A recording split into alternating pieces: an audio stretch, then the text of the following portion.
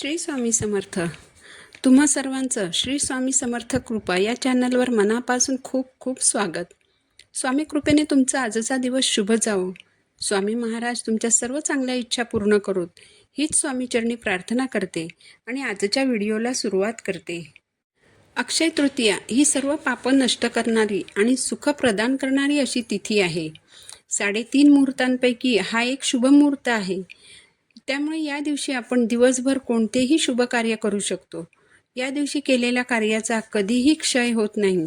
म्हणजे तुम्ही जर तिळा एवढं चांगलं काम केलं असेल तर त्याचं पुण्यफळ हे तुम्हाला अनेक जन्म मिळत राहतं. यासाठी आपल्याला अक्षय तृतीयेच्या दिवशी चांगल्या गोष्टीच करायच्या आहेत. ज्या लोकांच्या आयुष्यात सतत समस्या उद्भवत असतात, सतत अडचणी येत असतात, घरात पैसा स्थिर राहत नाही, घरात पैसा टिकत नाही, कितीही पैसा घरात आला तरी तो कमी पडतो, ज्या घरात अशा गोष्टी घडतात त्या घरात नकारात्मक ऊर्जा जास्त असते.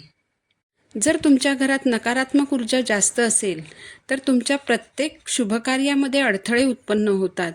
नकारात्मक ऊर्जा तुमचं कार्य पूर्ण होऊ नये यासाठी प्रयत्न करत असते.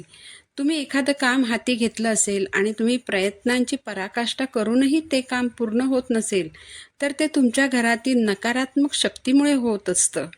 तर तुमच्या घरातील ही नकारात्मक ऊर्जा, नकारात्मक शक्ती नष्ट व्हावी आणि घरातील सकारात्मक ऊर्जेचा संचार वाढावा यासाठी अक्षय तृतीयेला आपल्याला एक सेवा करायची आहे. तर ही सेवा कोणती करायची आहे हे जाणून घेण्यासाठी तुम्ही व्हिडिओ शेवटपर्यंत पहा.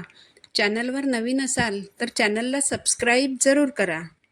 जर आपल्या घरात येणारी बाहेरची कोणतीही व्यक्ती नकारात्मक विचार घेऊन येत असेल तर तिचे नकारात्मक विचार घरात येऊ नयेत, ते बाहेरच्या बाहेर नष्ट व्हावेत.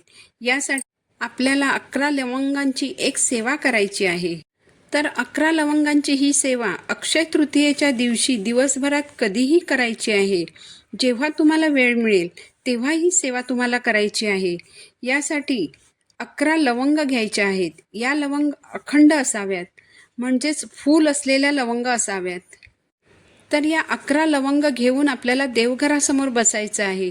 देवघरात दिवा लावलेला असावा, धूप दीप लावलेला असावा. कोणतीही सेवा करताना ती अग्नीच्या साक्षीने आपण करत असतो. तर या 11 लवंग एका प्लेटमध्ये घ्यायच्या. ही प्लेट माता लक्ष्मीसमोर ठेवायची. लवंगांना हळद कुंकू वाहायचं, धूपदीपाने ओवाळायचं. यानंतर या 11 लवंग आपल्या उजव्या हातात घ्यायचे आहेत. उजव्या हाताच्या मुठीत 11 लवंग घेऊन 16 वेळेस महालक्ष्मी अष्टक म्हणायचं आहे. हे महालक्ष्मी अष्टकम म्हणायला फक्त 1 मिनिट लागतं.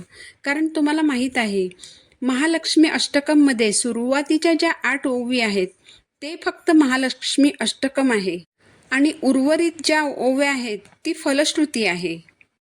त्यामुळे महालक्ष्मी अष्टकम म्हणताना 15 वेळेस सुरुवातीच्या 8 ओवी म्हणायच्या आहेत. सुरुवात अशी आहे: नमस्ते तू महामाये श्रीपीठे सुरपूजिते शंखचक्र गदाहस्ते महालक्ष्मी नमस्तुते.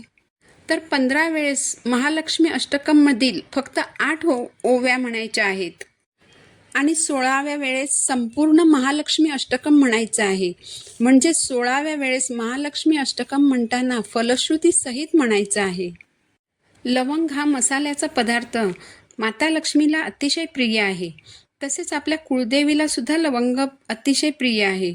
ज्योतिषशास्त्रामध्ये आणि वास्तुशास्त्रामध्ये देखील लवंगांच्या सेवांना अतिशय महत्त्व आहे. लवंगांचा उपयोग मुख्यत्वे करून नकारात्मकता दूर करण्यासाठी केला जातो. त्यामुळे 16 वेळा महालक्ष्मी अष्टकम म्हटल्यानंतर माता लक्ष्मी, तुमची कुळदेवी आणि स्वामींना प्रार्थना करायची आहे की माझ्या घरातील सर्व नकारात्मकता नष्ट होऊ दे आणि माझ्या घरात कोणत्याही नकारात्मक शक्तीला प्रवेश देऊ नको आणि या नकारात्मक शक्तींचा माझ्या घरातील सदस्यांवर कोणताच परिणाम होऊ देऊ नको.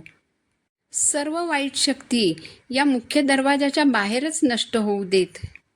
अशी प्रार्थना केल्यानंतर या अभिमंत्रित झालेल्या 11 लवंग आपल्याला एका स्वच्छ लाल कपड्यात बांधायच्या आहेत. जर ही सेवा तुम्ही नवरात्रीच्या अष्टमीला केलेली असेल तर त्याच लवंग पुन्हा घेऊन त्यावर ही सेवा तुम्ही करू शकता. कारण त्याच लवंगांवर पुन्हा महालक्ष्मी अष्टकमची सेवा केल्यामुळे त्या लवंगांची शक्ती वाढते. त्यानंतर या 11 लवंग एका छोट्या स्वच्छ लाल कापडावर ठेवून कापडाला गाठ बांधायची आणि त्याची एक पोटली बनवायची आहे. ही पोटली आपल्याला आपल्या मुख्य दरवाजाच्या आतील बाजूस लटकवायची आहे.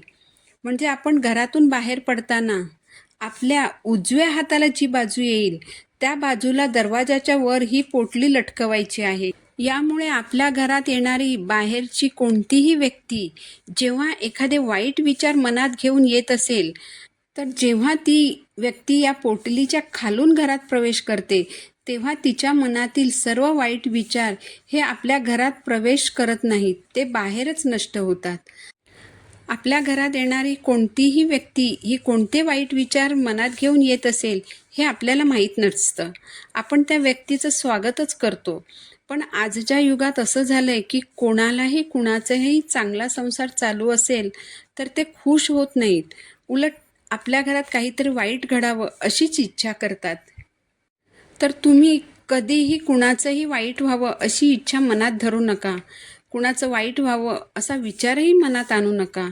आणि आपलं कोणी वाईट करू नये किंवा कुणाची वाईट नजर आपल्या घरावर आपल्या मुलाबाळांवर पडू नये यासाठी 11 लवंगांचा हा उपाय अक्षय तृतीयेच्या दिवशी नक्की करायचा आहे.